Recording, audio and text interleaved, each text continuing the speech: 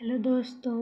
तो आज हम पढ़ेंगे मेडिकल सर्जिकल नर्सिंग MSN, जिसका टॉपिक है स्ट्रोक। स्ट्रोक एक ऐसी कंडीशन होती है कि जब हमारे ब्रेन के आर्टरीज में या कैपिलरी में इस्कीमिया हो जाती है या थ्रोम्बस स्क्लेरोसिस की वजह से, एम्बोलिज्म की वजह से ब्लड सप्लाई नहीं हो पाता है सेरिब्रल या ब्रेन के किसी भी पार्ट में, तो वहाँ क्या हो जाता है, इस्कीमिया हो जाता है। इस्कीमिया जिसको हम क्या कहते हैं, स्ट्रोक कहते हैं। चलिए अब हम इसका इंट्रोडक्शन पहले देखते हैं। A stroke is a serious medical disorder that occur when the blood supply to part of the brain is cut off. इसका ये मतलब है कि स्ट्रोक जो है वो क्या है, मेडिकल डिसऑर्डर है या मेडिकल कंडीशन है। स्ट्रोक एक सिम्टम है जो क्या होता है, कॉज है, जिससे क्या होता है कि हमारे ब्रेन में ब्लड सप्लाई प्रॉपर नहीं हो पा रहा है, आर्टरी ब्लॉक है, जिसकी वजह से क्या हो रहा है, ब्रेन में प्रॉपर ब्लड सप्लाई नहीं हो पा रहा है। तो क्या कॉज कर रहा है कि स्ट्रोक हो रहा है। यहाँ दिया ना, ब्रेन इज कट ऑफ, हमारे ब्रेन में प्रॉपर ब्लड सप्लाई नहीं हो रहा, कट कट के हो रहा, कम हो रहा है, लो मात्रा में हो रहा है, तो उसे हम क्या कहेंगे, स्ट्रोक कहेंगे। नेक्स्ट इंट्रोडक्शन है, stroke occur there is ischemia in part of brain.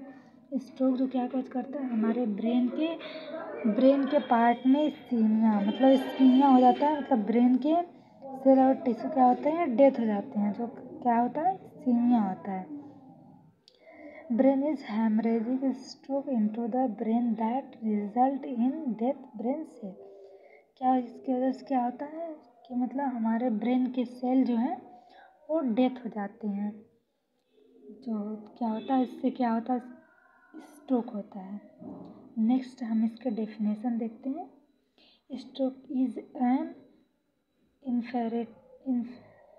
Infection death of a specific portion of brain due to interruption of blood flow that result to neurological defects or loss of brain function. Stroke is a infection death। ये क्या होता है, stroke जो किसी brain में अगर कोई infection हुआ जिसकी वजह से क्या हुआ, ब्रेन के सेल डेथ हो गए हैं, किसी स्पेसिफिक प्रोटोन वो होगा कि हमारे ब्रेन का जो न्यूरोलॉजिकल या इलेक्ट्रिक इम्पल्सेस जो होती हैं वो होती हैं brain due to interruption to blood flow, कि इंटरप्चर ब्लड जो हमारी आर्टरी क्या हुई, रप्चर हो गई, इसकी वजह से क्या हुआ, अगर ब्रेन में प्रॉपर ब्लड फ्लो नहीं हो पाया, that resulting to neurological deficit और लॉस ऑफ ब्रेन फंक्शन, जो क्या होगा, ब्रेन में क्या हो जाएगा, कमी हो जाएगी, ब्लड की कमी हो जाएगी। ये इसको क्या कहेंगे, न्यूरोलॉजिकल, क्या होगा, हमारे न्यूरॉन्स में भी क्या होगा, हमारे प्रॉपर इलेक्ट्रिक इम्पल्सेस जनरेट नहीं हो पाएंगे, या तो फिर क्या कॉज करेगा, ब्रेन का फंक्शन लॉस हो गया, ब्रेन का फंक्शन नहीं करेगा प्रॉपर, तो हमको क्या होगा, स्ट्रोक होगी।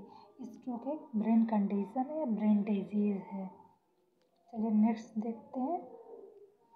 नेक्स्ट है क्लासिफिकेशन, स्ट्रोक की क्लासिफिकेशन क्या है, तो स्ट्रोक के 2 टाइप क्लासिफिकेशन है, इस्कीमिक स्ट्रोक और दूसरा हेमरेजिक स्ट्रोक। इस्कीमिक स्ट्रोक भी है, भी क्या है, इसके कॉज क्या, 2 टाइप कॉज होते हैं, एक होता है सेरिब्रल थ्रोम्बस और एक होता है सेरिब्रल एम्बोलिज्म। दोस्तों ये थ्रोम्बस और एम्बोलिज्म में बहुत डिफरेंट होता है। थ्रोम्बस जो होता है हमारा, और जैसे ये हमारी आर्टरी है, थ्रोम्बस में क्या होगा, हमारे ब्लड में अगर कोलेस्ट्रॉल लेवल बढ़ा है तो हमारी आर्टरी में क्या होगा, यहाँ पे आके कलेक्ट होगा ब्लड के साथ साथ जो कोलेस्ट्रॉल आएंगे, वो क्या होगा, हमारी अगर आर्टरी हमारा ब्लड ठीक है तो यहाँ पे कलेक्ट होने लगेगा, एक्युमुलेशन होने लगेगा उसका, तो क्या करेगा, हमारे आर्टरी को नैरो करेगा, तो फिर क्या होगा, प्रॉपर ब्लड आर्टरी के थ्रोम्बस से आगे नहीं पहुंच पाएगा, तो आगे की आर्टरी में क्या होगी, ब्लड की कमी होने लगेगी। और ये कहाँ होगा, हमारे ब्रेन के सेरिब्रल में होगा। ब्रेन के सेरिब्रल में ये होगा कि मतलब सेरिब्रल का जो आर्टरी है उसमें क्या होगा, थ्रोम्बस होगा, तो क्या होगा, प्रॉपर ब्रेन में ब्लड नहीं पहुंच पाएगा। तो इसका हम देखते हैं। It means thrombus information in cerebral artery led to obstruction of blood supply to the brain। इसमें यह है कि मतलब हमारे थ्रोम्बस कहाँ होगा, हमारे ब्रेन के सेरिब्रल आर्टरी में होगा, जिसकी वजह से क्या होगा, ऑब्स्ट्रक्शन होगा। ऑब्स्ट्रक्शन मतलब दिक्कत होगी, प्रॉपर ब्लड सप्लाई नहीं हो पाएगा ब्रेन के आर्टरी में। अब हम थ्रोम्बस के बाद देखते हैं एम्बोलिज्म क्या होता है। एम्बोलिज्म दोस्तों, जैसे हमारी आर्टरी है, यहाँ पे हमारा क्या था, थ्रोम्बस था जहाँ पे क्या हुआ था, कोलेस्ट्रॉल एक्युमुलेशन हुआ था, ब्लड के क्लॉट इकट्ठा हुए थे, जो क्या किया था, हमारे आर्टरी को नैरो किया था। अब हमारे आर्टरी के बाद जब क्या होता है कि हमारी कैपिलरी आती है, तो ये कैपिलरी क्या होता है, यहाँ से ऐसे थोड़ा पतला हो जाएगा, तो ये हमारा क्लॉट जब मतलब मूव करके यहाँ गया, ब्लड यहाँ से निकला और ब्लड के साथ फ्लो करके यहाँ गया, तो क्या होगा, आगे हमारी आर्टरी के बाद जो क्या है, कैपिलरी तो पतली है, तो उसमें क्या होगा, ये क्लॉट हो जाएगा, फंस जाएगा जा करके, तो ये क्या होगा, एम्बोलिज्म होगा। एम्बोलिज्म वो है जो थ्रोम्बस एक जगह से मतलब रिमूव होकर के या फिर मूव करके दूसरे स्थान पे जा करके क्या करेगा, उसको ब्लॉक कर देगा। यहाँ आर्टरी के बाद कैपिलरी में, कैपिलरी जो कि पतली होती है, थ्रोम्बस हमारा बड़ा है, थ्रोम्बस जा करके क्या करेगा, कैपिलरी को ब्लॉक कर देगा, जिसे क्या कहते हैं, हम एम्बोलिज्म कहते हैं। एम्बोलिज्म इसको देखते हैं। It cause obstruction in cerebral artery lead to reduce blood supply and it may move to the brain from other part of body। क्या होगा कि ये अदर पार्ट ऑफ बॉडी यही कह रहा है कि जब हमारे ब्रेन से मतलब थ्रोम्बस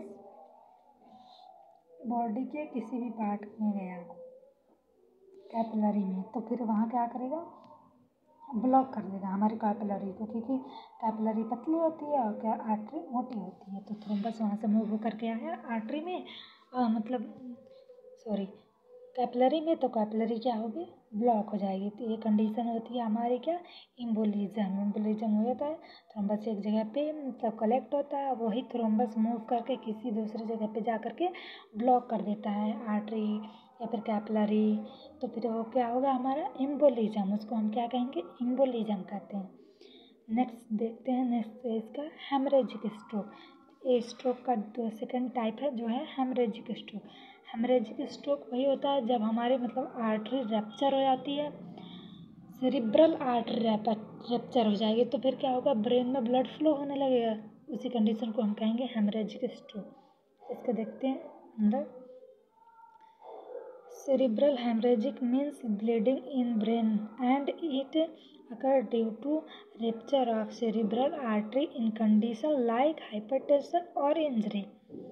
इसमें यह है कि हमारे ब्रेन का सेरिब्रल आर्टरी जब रप्चर हो जाएगा, किसकी वजह से होगा, हाइपरटेंशन की वजह से होगा, इंजरी की वजह से, क्योंकि जब हाइपरटेंशन होता है किसी पेशेंट को या पर्सन को, तो क्या उसका ब्लड प्रेशर काफ़ी बढ़ जाता है, नॉर्मल से तेज हो जाता है, जब तेज होगा तो फिर क्या करेगा, हमारे आर्टरी को रप्चर करेगा। या हमारे जैसे किसी का एक्सीडेंट हुआ, उसके हेड में चोट लगी, तो उसके क्या हुआ, सेरिब्रल आर्टरी रप्चर हो गई, तो वो क्या काज करेगा, हेमरेजिक स्ट्रोक होगा। वो हेमरेजिक स्ट्रोक है, क्योंकि हेमरेजिक का मतलब ही होता है किसी भी चीज़ का रप्चर हो जाना, फट जाना, जिसको हम क्या कहेंगे, उसको कहेंगे हेमरेजिक। और क्या हुआ, हमारे जब सेरिब्रल आर्टरी रप्चर हो गई, ब्रेन की सेरिब्रल आर्टरी रप्चर हुई, फट गई और उससे वहाँ से ब्लड बाहर निकलने लगा, तो उसको हम क्या कहेंगे, हेमरेजिक स्ट्रोक कहेंगे। नेक्स्ट देखते हैं। About 87% of stroke occur ischaemic. दुनिया में क्या है, जो मतलब स्ट्रोक होती है वो 85% मतलब 80 से भी ऊपर जो होगा, वो क्या होगा, हमारा इस्कीमिक स्ट्रोक होगा। ज़्यादातर लोगों को क्या होगा, इस्कीमिक स्ट्रोक ही होता है, क्योंकि अगर ओबेसिटी मतलब ज़्यादा मोटापा है या फिर क्या हुआ डायबिटिक है, डायबिटिक मेलाइटस हुआ है, तो भी क्या होगा उसके अंदर कोलेस्ट्रॉल लेवल बढ़ा रहेगा। अब वो कोलेस्ट्रॉल क्या होगा ब्लड के साथ फ्लो होता रहेगा, लेकिन किसी एक जगह पे जा कर के वो रुकेगा अटकेगा, तो वहाँ पे क्या करेगा वो थ्रोम्बस कॉज करेगा। इसके ये अक्सर कहाँ जाके कॉज कर रहा है कि मतलब हमारे सेरिब्रल आर्टरी में जा कर के कर रहा है। तो सेरिब्रल आर्टरी में कर रहा है तो जिसकी वजह से क्या हो रहा है कि मतलब स्ट्रोक हो रहा है। स्ट्रोक एक ब्रेन कंडीशन है, तो ये कहाँ कर रहा है ब्रेन में कर रहा है। 13% जो बचते हैं वो क्या होते हैं हेमरेजिक होते हैं, बाकी 87% इस्केमिक स्ट्रोक होते हैं। चलिए नेक्स्ट देखते हैं रिस्क फैक्टर, मतलब इसका कॉज क्या है। रिस्क फैक्टर क्या है कि मतलब स्ट्रोक हो रहा है। हाइपरटेंशन की वजह से हो रहा है स्ट्रोक, क्योंकि ये दोनों का कॉज हो गया। हाइपरटेंशन से क्या हो रहा है कि मतलब आर्टरी रैप्चर हो रही है, तो रैप्चर हो रही है तो कौन सा स्ट्रोक कॉज कर रहा है, हेमरेजिक स्ट्रोक कॉज कर रहा है। अब हेमरेजिक स्ट्रोक कॉज के बाद क्या आएगा, ओबेसिटी आएगा। ओबेसिटी हुआ का मतलब बॉडी वेट ज़्यादा है, तो फिर क्या होगी हेमरेजिक स्ट्रोक होगा। बॉडी वेट ज़्यादा होगी, कोलेस्ट्रॉल लेवल बढ़ेगा तो फिर क्या होगा हमारे ब्लड के साथ फ्लो होगा और कोलेस्ट्रॉल लेवल ब्लड में ही ज़्यादा हो जाएगा तो जाके आर्टरी में फंसेगा, और फंसेगा तो क्या करेगा थ्रोम्बस कॉज करेगा। तो फिर वो अगर सेरिब्रल आर्टरी में जा कर के कर रहा है तो फिर क्या होगा वो होगा स्ट्रोक। नेक्स्ट है स्मोकिंग की वजह से भी होगा, क्योंकि अगर कोई बंदा एक्सेसिव स्मोकर है तो फिर वो जो मतलब स्मोकिंग करते हैं उसका निकोटीन जो धुएं के साथ अंदर जाती है तो फिर वो कहाँ हमारे ब्लड के साथ वो भी तो ब्लड के साथ मिक्स होगी और फिर फ्लो होगी तो अगर जा कर के हमारे ब्रेन की सेरिब्रल आर्टरी में अटका फंसा तो फिर क्या करेगा कॉज तो करेगा ना। नेक्स्ट है इसका स्ट्रेस। अगर कोई ज़्यादा स्ट्रेस टेंशन ले रहा है, किसी चीज़ को ज़्यादा सोच रहा है, अगर जब कोई ज़्यादा देर तक सोचते किसी एक चीज़ को सोच रहा है टेंशन ले रहा है तो फिर क्या होती है हमारी ब्लड थिक होने लगती है। ब्लड थिक होगी तो भी क्या होगा स्ट्रोक कॉज करेगा। क्यों कॉज करेगा, क्योंकि अगर ब्लड थिक है तो आर्टरी में थ्रोम्बस कॉज करेगा, फंसेगा, या फिर प्रॉपर फ्लो नहीं होगी, प्रॉपर हमारे मतलब ब्रेन के पार्ट या बॉडी के किसी भी पार्ट तक पहुंच नहीं पाएगा। अब ब्लड नहीं पहुंच पाएगा तो मतलब जाहिर सी बात है कि ऑक्सीजन नहीं पहुंच पाएगा तो क्या होगा इस्कीमिया होगी उस पार्ट में, तो ये कॉज करेगा इस्कीमिक स्ट्रोक कॉज करेगा। नेक्स्ट है इसका इंक्रीज कोलेस्ट्रॉल लेवल। ये मैंने बता दिया ओबेसिटी में है कि मतलब फैट इंक्रीज रहेगा, ब्लड के साथ फ्लो होगा। इसमें भी क्या है कोलेस्ट्रॉल तो जाएगा ही ब्लड के साथ। नेक्स्ट देखते हैं हार्ट डिजीज़। दोस्तों हार्ट डिजीज़ मेनली कॉज करता है, क्योंकि अगर कोई हार्ट डिजीज़ है तो हमारी हार्ट क्या है प्रॉपर फंक्शन नहीं कर रही है, तो ब्लड नहीं फ्लो होगा तो ब्लड हमारे ब्रेन के हर पार्ट तक नहीं पहुंच पाएगा, तो फिर ये क्या करेगा ब्रेन में इस्कीमिया कॉज करेगा, तो फिर वो कौन सा हेमरेज होगा इस्कीमिक स्ट्रोक होगा। ये अब इसका हम क्लिनिकल मैनिफेस्टेशन देखते हैं, साइन एंड सिम्टम्स जिसको हम कहते हैं। तो इसमें देखते हैं दोस्तों जो होता है पहला पैरालिसिस जो क्या होगा मसल्स वीकनेस दैट इन नेक। ये मतलब क्या होगा फर्स्ट क्या होगा हमारे जो नेक मतलब जो जिसे हिंदी में हम क्या कहते हैं गर्दना कहते हैं, उसकी जो मतलब क्या होगी मसल जो होगी वो वीक हो जाएगी तो पैरालिसिस होगा। और एक बात मेनली कि मतलब अगर हमारे ब्रेन में स्ट्रोक लेफ्ट साइड हुआ तो हमारे बॉडी के राइट साइड पैरालिसिस कॉज करेगा। स्ट्रोक जो है ये अगर हमारे देखिए दोस्तों, अगर हमारे ब्रेन के जो सेल हैं, टिश्यू हैं, डेथ हो जाए तो वो फिर दोबारा से नहीं बनते, क्योंकि ब्रेन का सेल क्या है, न्यूरॉन्स, और न्यूरॉन्स एक बार डेथ हो जाते हैं तो फिर नहीं बनते वो। तो फिर वहाँ अगर किसी पार्ट का न्यूरॉन या सेल डेथ हुआ तो जाहिर सी बात है वहाँ नहीं बनेगी, तो फिर वहाँ नहीं बनेगी तो फिर क्या होगा, इस्कीमिक रहेगी या इस्कीमिया रहेगा तो हमेशा रहेगा। तो ये क्या करता है हमारा ब्रेन, जो अगर हमारे ब्रेन में मतलब किसी भी पार्ट में स्ट्रोक हुआ तो फिर ये क्या करेगा, अगर राइट साइड में हुआ तो लेफ्ट साइड, बॉडी के लेफ्ट साइड को क्या करेगा, पैरालिसिस कर देगा। अगर मतलब राइट साइड हुआ तो लेफ्ट कर रहा है, और लेफ्ट होगा तो क्या करेगा, बॉडी के राइट साइड पैरालिसिस कॉज करेगा। ये स्ट्रोक की अपोजिट पैरालिसिस होती है, तो ये होता है स्ट्रोक।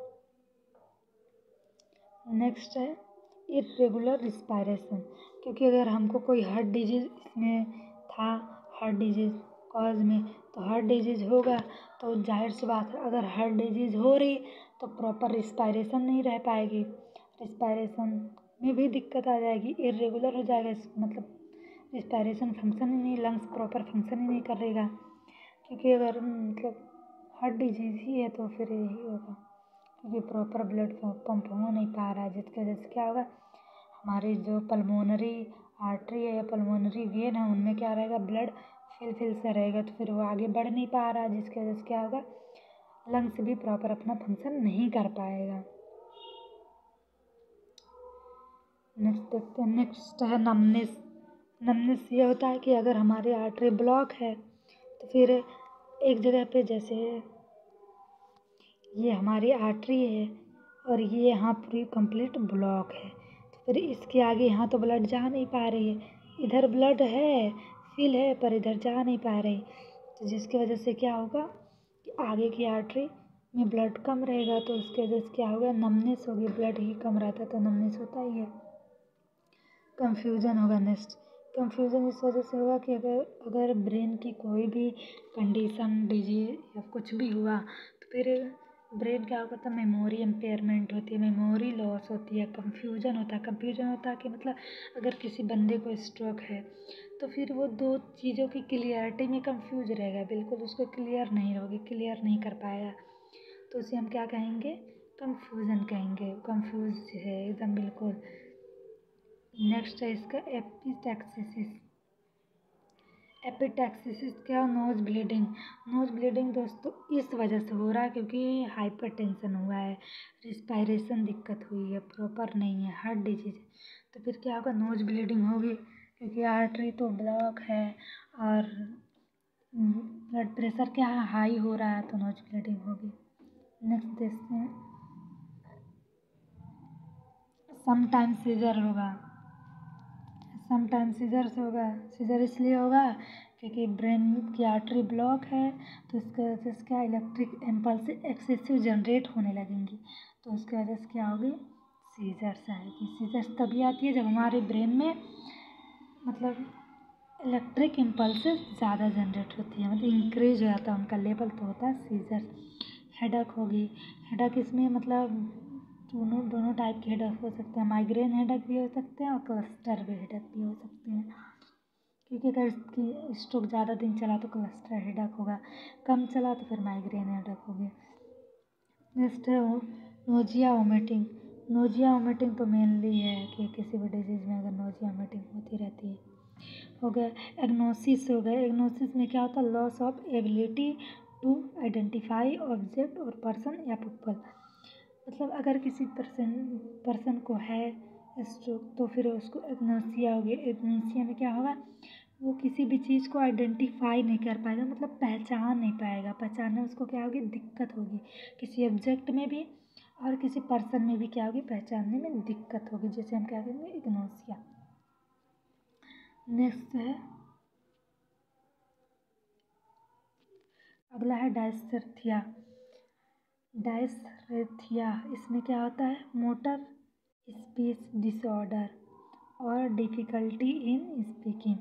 इसमें क्या होगा, मोटर फंक्शन क्या होगी, हमारी डिस्टर्ब होगी और क्या होगा, स्पीकिंग में दिक्कत होगी, मतलब बोलने में दिक्कत होगी प्रॉपर, क्योंकि वो कंफ्यूज ही है, बंदा कंफ्यूज ही है तो प्रॉपर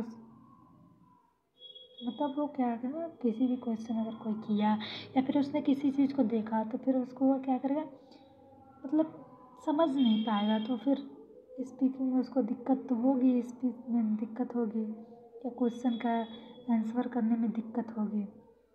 ये होगा हीमोफिलेजिया। हीमोफिलेजिया में क्या होता है, हमारे बॉडी का हाफ पार्ट क्या होता है, पैरालिसिस होता है। स्ट्रोक की वजह से हाफ पार्ट पैरालिसिस होगा। जैसे हमने बताया ना, राइट साइड होगा तो लेफ्ट साइड पैरालिसिस होगा, और लेफ्ट साइड हुआ तो राइट साइड पैरालिसिस होगा, हाफ पार्ट होगी। अगला है नेक स्टिफनेस। नेक स्टिफनेस में क्या रहेगा, हमारे नेक की जो मतलब मसल्स है वो खिंची खिंची से रहेंगे। नेक्स्ट है डिस्फेजिया। डिस्फेजिया मतलब क्या होता है, पेनफुल मतलब सोलोविंग, डिफ़िकल्टी इन सोलोविंग, सॉरी ओडिनोफेजिया में क्या होता है, पेनफुल सोलोविंग होगी, और डिस्फेजिया में क्या होता है, डिफ़िकल्टी इन सोलोविंग। तो डिस्फेजिया में क्या होगा, हमको मतलब जब हम कुछ भी खाएंगे या पिएंगे तो क्या होगी, हमको पेन होगा, दिक्कत होगी, तो उसको हम क्या कहेंगे, डिस्फेजिया। अब हम इसका नेक्स्ट देखते हैं। नेक्स्ट है डायग्नोसिस। डायग्नोसिस में हम क्या करेंगे, चेकअप करेंगे, चेक करेंगे कि मतलब क्या कंडीशन है जिसकी वजह से सिम्टम्स हो रहे हैं, फिर दिक्कत हो रहा है। तो चलिए हम नेक्स्ट इसका देखते हैं। Physical examination. फिज़िकल एग्जामिनेशन करेंगे, बॉडी का पूरा चेकअप करेंगे, उनके पूरा एनालिसिस करेंगे, हम जांच करेंगे कि क्या हुआ। अगला CT scan, computer tomography, CT scan करेंगे। फिर उसके बाद क्या करेंगे, CSF कल्चर करेंगे। CSF कल्चर करेंगे कि मतलब ब्रेन की जो हमारा CSF है वो ब्रेन में होता है, तो उसको हम क्या करेंगे, सेरेब्रो स्पाइनल फ्लूइड बोलते हैं इसको, जो हमारे स्पाइनल से लेकर के ब्रेन में होता है। एक चीज़ और होता है कि यही स्पाइनल फ्लूइड ही है जिसकी वजह से क्या होता है, अगर हम कहीं मतलब कोई चीज़ सोच रहे हैं, मतलब हमारा दिमाग तो कहीं और है सोचने पे है, लेकिन हम बॉडी से अपने फंक्शन भी कर लेते हैं, हमारे बॉडी मतलब मोटर भी कर लेते हैं, कोई भी काम भी कर लेते हैं, इस वजह से कर लेते हैं CSF की वजह से, क्योंकि CSF हमारा कहाँ है, ब्रेन में भी है और स्पाइनल फ्लूइड में भी है। तो जब हमारा ब्रेन मतलब कुछ सोचता है तो क्या करता है, अपना वो क्या करता है, दे देता है स्पाइनल कॉर्ड को। तो फिर अगर हम कहीं कुछ सोचते हैं तो भी कुछ काम कर लेते हैं, किसकी वजह से कर लेते हैं, क्योंकि स्पाइनल कॉर्ड क्या रखा है, संभाल रखा है, हमारे बॉडी को मोटर फंक्शन को संभाल रखा है। इसलिए हमारा क्या होता है, CSF स्पाइनल कॉर्ड में भी होता है और ब्रेन में भी होता है। तो यही है कि ब्रेन जब कोई डिस्टर्ब होता है तो वो अपना वर्क दे देता है CSF स्पाइनल फ्लूइड को, तो हमारा क्या स्पाइनल क्या करता है, उसको संभालता है स्पाइन। नेक्स्ट है इसका MRI। MRI का पूरा फुल फॉर्म होता है मैग्नेटिक रेजोनेंस इमेजिंग। इमेजिंग ये करता है कि ये चेक करता है, इसमें हम क्या करेंगे, इसमें आर्टरी के अंदर का या उसके अंदर की फ्लूइड चेक होती है MRI में। MRI में बिल्कुल क्लियर रिजल्ट आती है। उसके बाद क्या होता है, हिस्ट्री कलेक्शन करेंगे, उनकी स्टोरी लेंगे।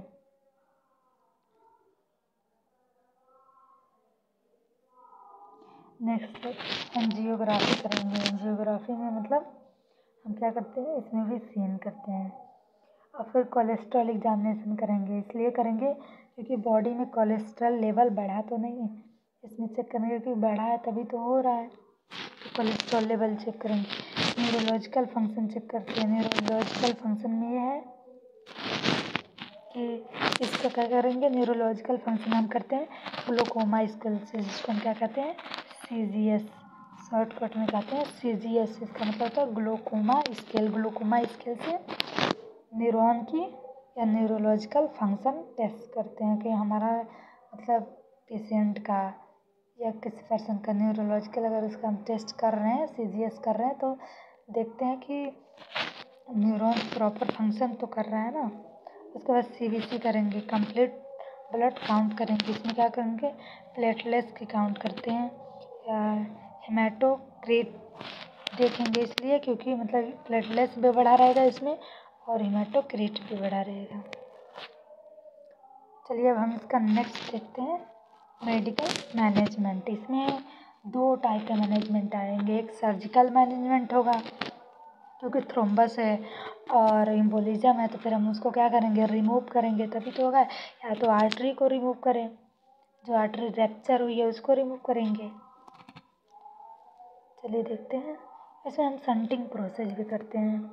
जो होता है बीपी एक संट होती है, जिसको क्या करते हैं, थाई से एक आर्टरी जो होती है हमारे ब्रेन तक गई होती है, तो उसको इसी से क्या करते हैं, उसमें से हम इंसर्ट करते हैं और जो हमारे आर्टरी में सेरिब्रल आर्टरी में थ्रोम्बस हुआ है उसे हम ओपन करते हैं, खोलते हैं।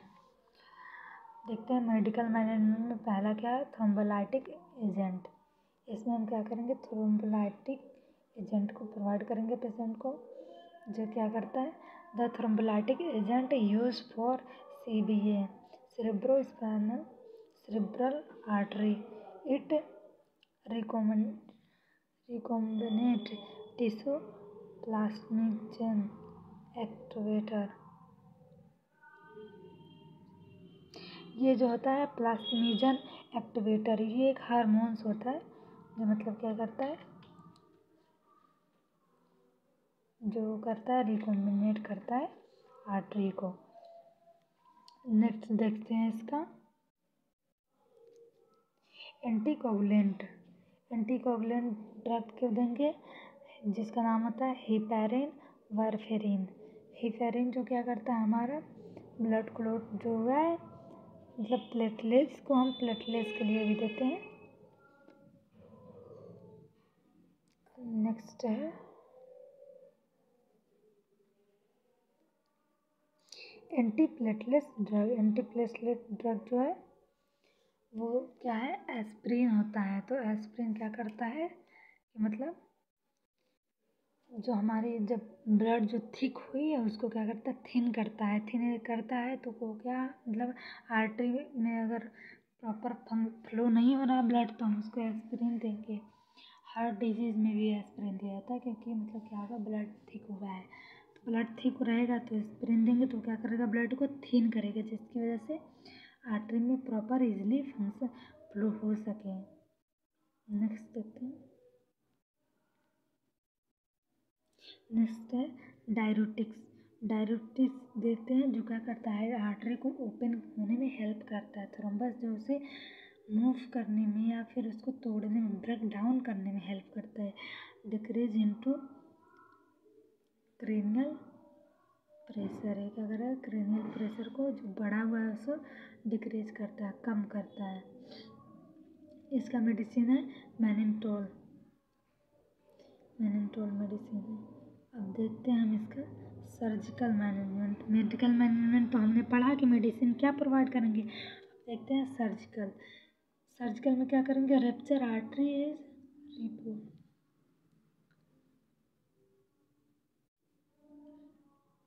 रिमूव करेंगे। इसमें हम रैप्चर आर्टरी को रिमूव करते हैं कि जो हमारी आर्टरी रैप्चर हुई है उसको हम क्या करेंगे, कट करके रिमूव कर देंगे। नेक्स्ट है रिमूव ब्लड क्लॉट। इसमें हम क्या करेंगे, नेक्स्ट सर्जिकल मैनेजमेंट में कि जो हमारी आर्टरी में ब्लॉक हुआ है, थ्रोम्बस हुआ है, एल्क्लोसिस ब्लॉक किया है, उसको हम क्या करेंगे, रिमूव करेंगे।